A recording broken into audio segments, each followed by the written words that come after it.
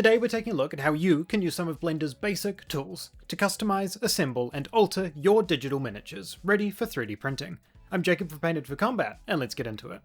I'll be sure to leave some timestamps down below to all of the methods we'll be covering, but to quickly sum it up, we'll be looking first at booleans and how you can use these to combine your miniature kits, cut off parts of models, add new pieces, and how to separate your models for easier printing with the option for magnetization. Then we'll also be taking a look at some of Blender's sculpting toolkit, which you can use to thicken thin models, remove unwanted details, and maybe most usefully, adjust the pose of a mini.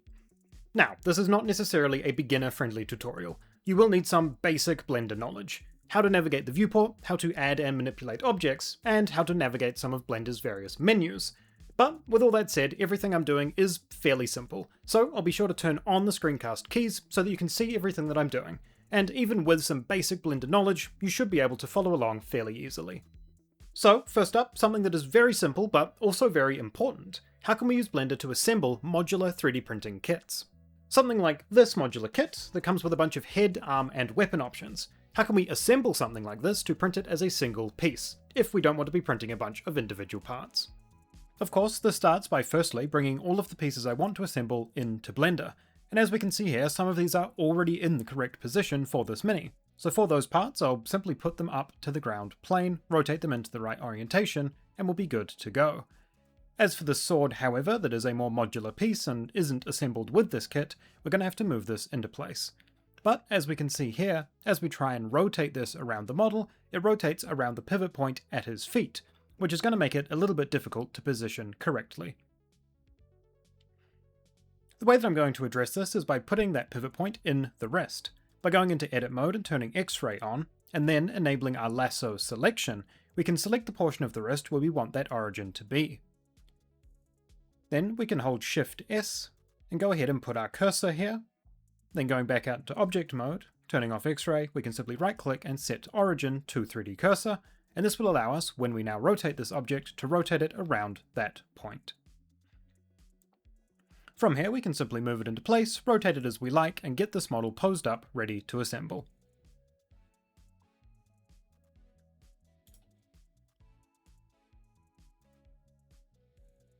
Now, when it comes to actually assembling this model, going back into X-ray mode, we can see that this modular kit has been supplied with a small gap between each of the parts. This is so that if you're 3D printing these separately, there will be a little bit of tolerance allowing you to actually get the head into place. The way that I remove this so that we don't get gaps is simply scaling up all of these pieces and pushing them ever so slightly into the model, just to remove all of those little holes. And I'm making sure to check every angle just to make sure those holes are covered. This will stop an FDM printer from leaving holes and creating weak connections, and will stop a resin printer printing with resin traps in the model. Now, for these actual arm pieces, we can do the same that we have done with the rest of the parts and scale them up slightly and push them into the model, but this means that we're having to adjust objects at both ends, both the body and the hand. So there is another option we can try on the other arm. Instead, going into edit mode, selecting with that lasso just the part that will be connected inside the model, setting our movement origin to that selection, and then scaling up and pushing just this part of the model into the mini, so that we are only forming that connection where it needs to be. Now, it might look like our mini is assembled, but this is just a collection of objects sitting on top of each other. To actually connect them, we will need to use a Boolean modifier, setting this to union to join objects together. Then we can start eyedropping some of our pieces. Starting with this arm, we can see that this highlight has now gone around the entire model, signifying it is one piece. So we can simply apply that modifier, and this will create a duplicate of that original object, which we can delete. Now I just need to repeat this for all of the parts of our model, making sure to actually boolean the parts that will be connected, not trying to attach the gun before the arm, for example. And once we have all of these booleans applied, we can go ahead and delete those original hovering pieces, and just like that, we have a single, solid miniature, ready to support and head over for printing. So we can combine parts to create a single miniature. Perfect. But what if we want to cut off a part of an object? Either to remove it entirely, or so that we can replace it with something new. For that, we're going to use similar tools, but slightly different versions of them.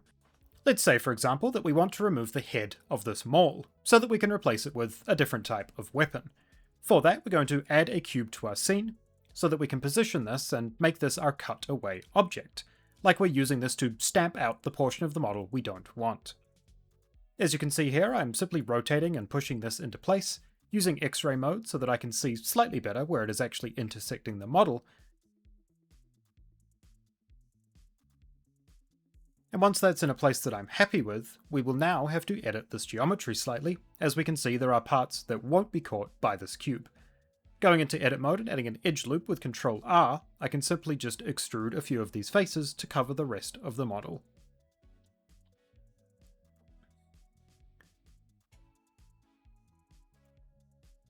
And once we have everything we want to cut away covered, we can go ahead and apply a boolean just like before, except this time we'll be using difference to make sure that the object we have selected is cutting away from our original model.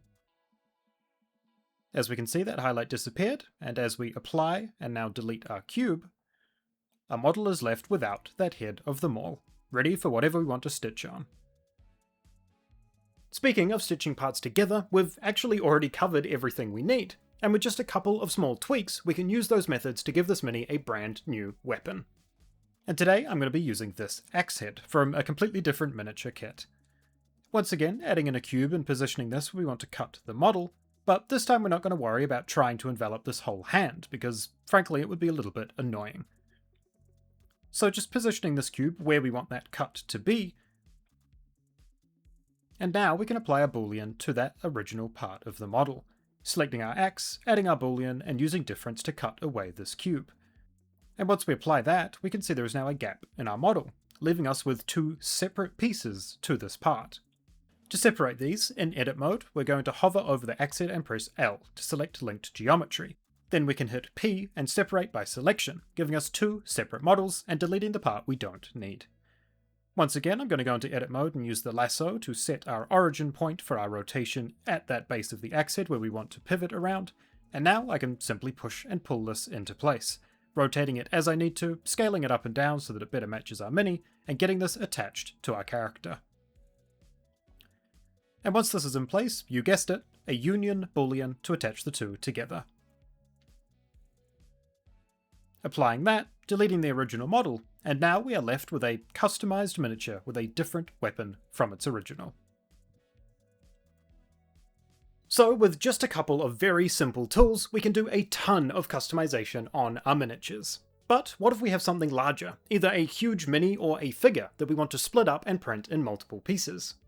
For this, I'll be using the same model as before, just scaled up slightly to large miniature or figure size, and we'll be performing this operation here, cutting the mini at the waist, in case we wanted to print this in two parts with that being the connection point. To do this, we'll first add a plane that we will position at that cut point.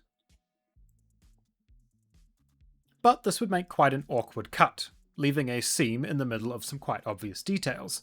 So going into edit mode, we can press Ctrl R again to add an edge loop, and position these vertexes into place, allowing us to create sharper cuts that follow some angles. And of course, you can do this as many times as you like to make the shape as complex as possible. Once we're happy with our slicing plane, we'll go out of edit mode and press Ctrl A to apply transform, letting Blender know exactly where this model is going to be. Then we can add a solidify modifier. As we can see, dragging this up and down will add a bit of thickness to that plane so that we are actually removing a little material. I like to set the offset to 1 so it's pushing in the upward direction. And then for me, a thickness of 0.2mm works pretty well. Of course, you can go a little thicker or a little thinner depending on your model. Here I'm just going to do one quick last check to make sure we're not intersecting parts of the model we don't want to be, and deleting any parts of our cutaway plane that are. Here, for example, we would have left a hole in the arm, so we'll make sure to remove that. Now we can simply use a boolean modifier on the main part of our miniature and remove our cutaway plane. Here I'm just going to hide it by pressing H, and as we can see here, we now have a gap where our model connects, meaning that we'll be able to print these parts in two separate pieces and assemble later. I do think, however, that this is slightly too thick of a cut, so I'll select that plane and put that distance down to 0.1. And it might take you a couple of prints to dial in exactly how much of a gap you need to leave. Then we'll go ahead and apply that boolean, leaving that cut in our model. Now if we press L to select linked geometry, and it is still selecting our whole model, meaning there is another connection somewhere else. So we'll have to perform the same cut here at the braid. Once again, adding a plane and pushing and pulling it into place. This is a pretty simple cut, so it won't need any edge loops. Then we'll add our solidify modifier with our value of 0.1 and boolean that away from the mini. And once that's applied, pushing L to select linked geometry, we now have two separate parts to our model that we can separate by selection. And once that's done, these parts are ready to go off to the printer and be glued together after printing. And with a model of this size that you've split up into multiple parts for easier printing, naturally you might want the ability to magnetize them. To do this, we'll simply add a cylinder to our scene. I like to make it a slightly higher resolution than the default, and then we can scale this up to the size of our magnets. Let's say, for example, our magnet is a 6mm by 3mm magnet. We're going to want to give it a little bit of tolerance, so there's some wiggle room in positioning, so we'll go with 6.2 by 6.2 by what would be 3.1. But I find it easier to cut away the magnet from both pieces at once, so what I'll actually do is double that height to 6.2, and this will mean that that total thickness of two magnets put together will perfectly fit into the cavity we leave in the model, making sure that those magnets have a nice strong connection later. I'll go ahead and rotate this, position it so that it is along that cut that we made earlier, making sure that it's somewhere in the center of the model where that bond will be the strongest. As we can see here, this has been rotated to pretty much rest on our cut, and should mean that our magnets are pretty much perfectly positioned across these two pieces. Now that we're happy with the placement, we can go ahead and once again boolean on both of our parts of the mini, using difference to cut away the cylinder from our model.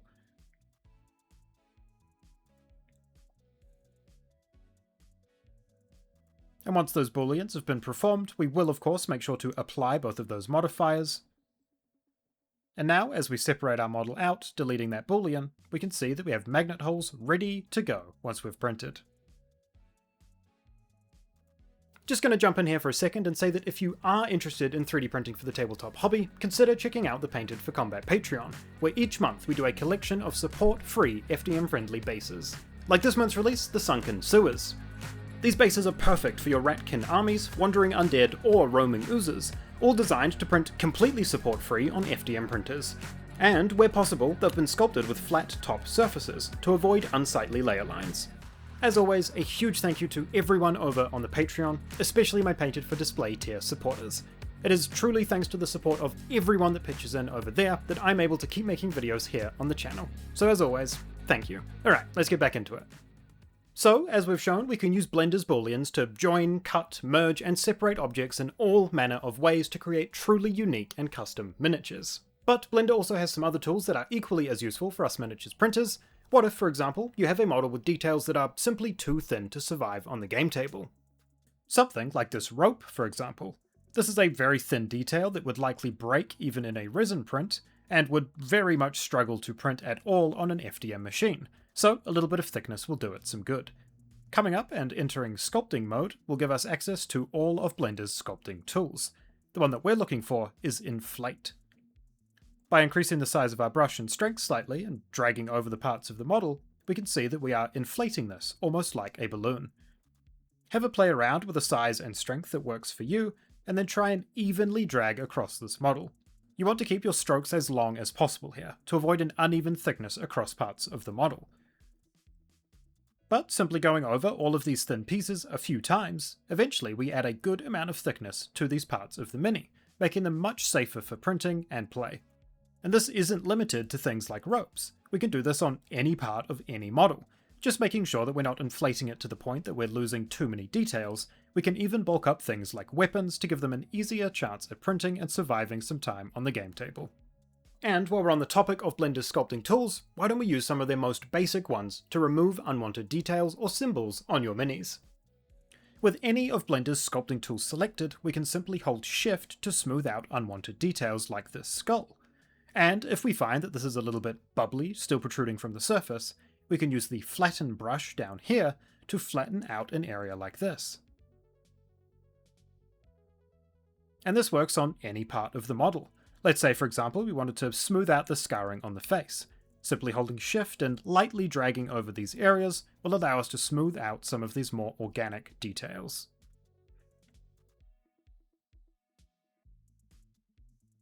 Now, onto what might be my favourite part of Blender's sculpting toolkit. Let's say you have a miniature and you want to adjust the pose. Well, chances are we can do that right here as well. Now, admittedly, this method does work best with parts that have limited connections to our model. Easy loops like wrists, heads, or in some cases cloaks, or sometimes on full limbs, arms or legs that are somewhat outstretched from the model without a bunch of additional connections. For this example, we will be reposing this arm on our miniature, bringing it around into a different pose. To do this, we'll enter Edit mode, hit 1 on the keyboard to be selecting points, and now we can click, hold Ctrl and click again to draw a line between 2 points on the model. And I'm just going to repeat this until I have a clean line the whole way around our joint. Holding down Ctrl, left clicking, holding down Ctrl and left clicking. At the end here, I will zoom in and make sure that we have a point that has a line to that first point on our model, and pressing U, I will mark this as a UV seam. And of course, I will do this around the rest of our joints. Selecting a loop around our wrist, making sure to join it up with our first point, marking it as a seam, before moving over to the shoulder, doing the same thing, encapsulating all of the details we want to be able to shift. I'll be going all the way around the shoulder pad for this, but you could have cut it off a little bit further down the arm if you preferred. And once again, closing that off and marking it as a UV seam. With those UV seams created, at every point we want to move, we come into sculpting mode and select the Pose tool. And from here we need to edit this tool slightly. And here we just need to change a couple of quick settings. Changing our rotation origins down to face sets FK, because we're going to use face sets to control the portions of our model. Going up to the face sets menu, we can initialize face sets by UV seams. And now, using this pose brush, we can drag around and move pieces of our model. Another useful mode we can use in this tool is changing it to just face sets and increasing the IK segments. This will allow you to control the whole arm at once. This can be a little bit tricky to get the hang of, but does make it a little bit easier to get a base pose in place. And then you could just switch back to the FK mode to finalize the position of your parts. A useful thing to know here, by holding Ctrl, we can rotate specifically around those UV seams, which can help with positioning. And here, it can take a little bit of time to put this in the pose you want it. Once you're done, come up to Face Set from Visible to remove those border selections. And now we can go back to any of the other sculpting brushes and hold Shift to smooth out any damaged geometry.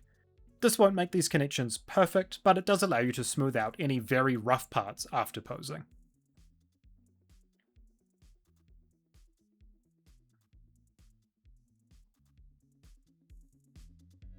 So there we have it, some of my favourite Blender tools and processes that I use all the time to customise my miniatures, allowing us to easily swap out weapons, remove unwanted details, or repose entire minis.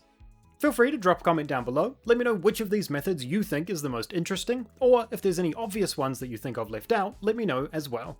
Be sure to like if you liked, subscribe to stay up to date with all of my FDM and tabletop projects, but most importantly, thank you so much for watching, and as always, have a good one.